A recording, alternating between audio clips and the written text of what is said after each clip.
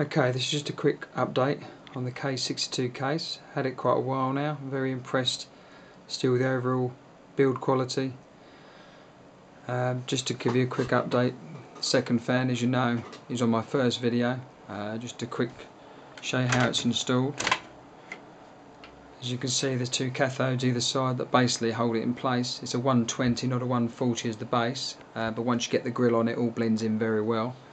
Had quite a few emails regarding installation.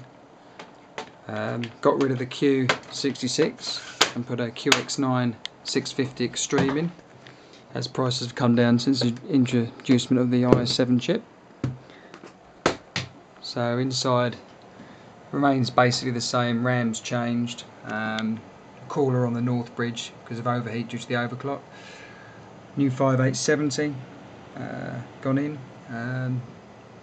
Two hard drives now, one being for FSX and one being for the operating system.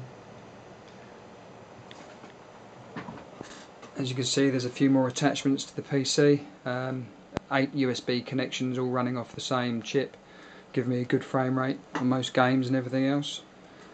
As you can see, dials, switch gear, autopilot, and all these clocks here are all interchangeable with different clocks for all your different landing stuff and flying.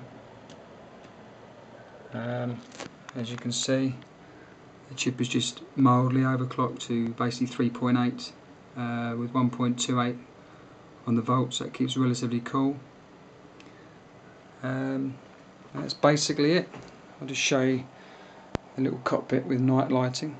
Turn the lights off. Little switch here, and I've got some night lighting built in to obviously play, so feel free to email me for any extras. It's more of a budget upgrade than swapping to the i7, still quite expensive, but overall the case itself, brilliant, can't fault it. And thanks for all your emails.